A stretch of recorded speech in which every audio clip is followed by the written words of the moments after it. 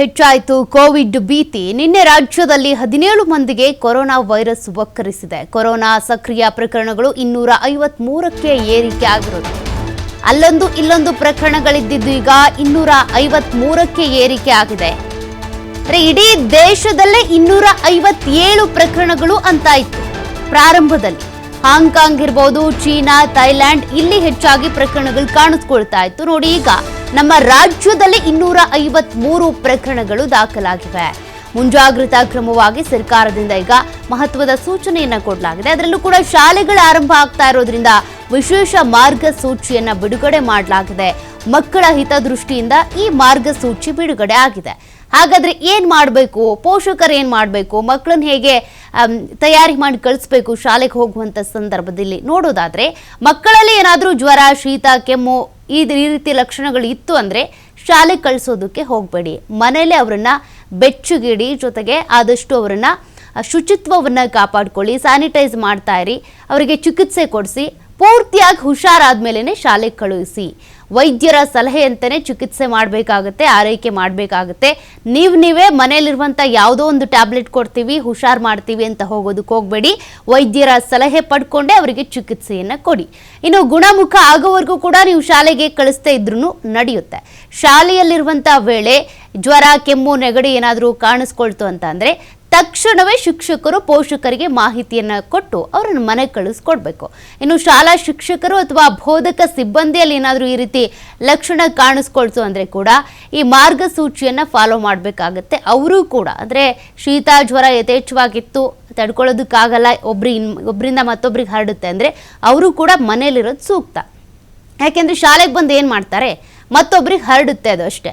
ಹಾಗಾಗಿ ಕೈಗಳ ಸ್ವಚ್ಛತೆ ಮತ್ತು ಕೆಮ್ಮುವಾಗ, ಸೀನುವಾಗ ಎಚ್ಚರ ವಹಿಸಬೇಕಾಗತ್ತೆ. ಕೈಗಳನ್ನು ಆಗಾಗ ಸ್ಯಾನಿಟೈಸರ್ನಿಂದ ವಾಶ್ ಮಾಡ್ಕೊಳ್ಳಿ ಅಥವಾ ಕ್ಲೀನ್ ಮಾಡ್ಕೊಳ್ಳಿ. ಇನ್ನು ಈ ಎಲ್ಲ ಮಾರ್ಗದರ್ಶನ ಕೂಡ ಫಾಲೋ ಮಾಡಲೇಬೇಕು.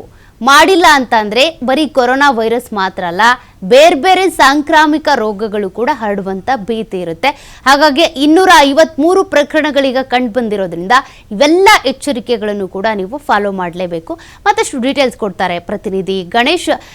ಈಗಾಗಲೇ ಕೊರೋನಾ ದೇಶದಾದ್ಯಂತ 257 ಕೇಸ್ ಇದ್ದಿದ್ದು ಈಗ ರಾಜ್ಯದಲ್ಲೇ 253 ಕೇಸ್ ಏರಿಕೆ ಆಗ್ಬಿಟ್ಟಿದೆ. ಏನೇನು ಮಾರ್ಗಸೂಚಿ ಇದೆ, ಯಾವ ರೀತಿ ಮಕ್ಕಳ ಸುರಕ್ಷತೆಯನ್ನ ಕಾಪಾಡ್ಕೊಳ್ಬೇಕು, ಆರೋಗ್ಯ ಕಾಪಾಡ್ಕೊಳ್ಬೇಕು, ಏನ್ ಗೈಡ್ಲೈನ್ಸ್ ಇದೆ?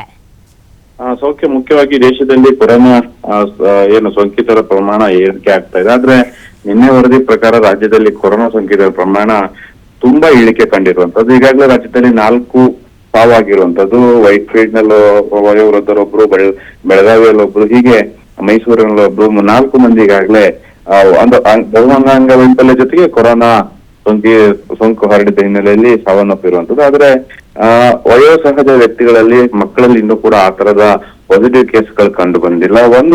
ಒಂದು ಪ್ಲಸ್ ಪಾಯಿಂಟ್ ಅಥವಾ ಏನಂತಂದ್ರೆ ರಾಜ್ಯಕ್ಕೆ ಈಗ ವಾತಾವರಣ ಸಹಜ ಸ್ಥಿತಿಯಲ್ಲಿ ಬರ್ತಾ ಇದೆ.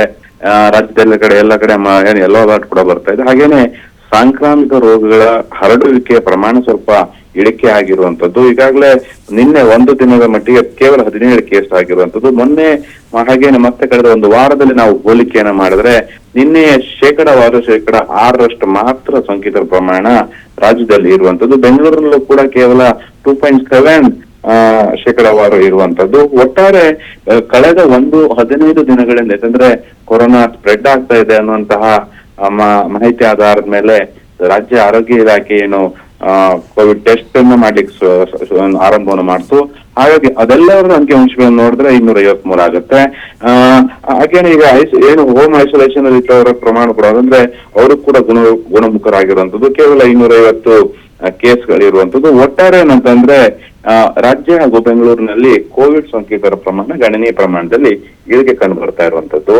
ಆದ್ರೆ ಉಳಿದಂತೆ ಈಗಾಗಲೇ ಬೇರೆ ಬೇರೆ ಗುಜರಾತ್, ಮಹಾರಾಷ್ಟ್ರ, ಹಾಗೇನೆ ದೆಹಲಿ, ಆ ತರದ ಒಂದು ರಾಜ್ಯಗಳಲ್ಲಿ ಸೋಂಕಿತರ ಸಂಖ್ಯೆ ಹೆಚ್ಚಾಗ್ತಾ ಇದೆ. ಯಾಕೆಂದ್ರೆ ಅಲ್ಲಿ ಮತ್ತಷ್ಟು ಮಳೆ ಆಗ್ತಿರೋದ್ರ ಜೊತೆಗೆ ಸಿಂಗಾಪುರ, ಮಲೇಷ್ಯಾ, ಥೈಲ್ಯಾಂಡ್ ನಿಂದ ಬರುವಂತಹ ವಿದೇಶಿಗರು ಅಥವಾ ಇಲ್ಲಿನ ಜನರು ಇರ್ತಾರೆ, ಅವರಿಂದ ಸ್ಪ್ರೆಡ್ ಆಗುವಂತ ಪ್ರಕ್ರಿಯೆ ಜಾಸ್ತಿ ಆಗ್ತದೆ. ಆದ್ರೆ ನಮ್ಮ ಕರ್ನಾಟಕದಲ್ಲಿ ಈ ರೀತಿಯ ಪ್ರಕರಣಗಳು ತುಂಬಾ ಕಡಿಮೆ ಆಗ್ತಾ ಇರುವಂತದ್ದು.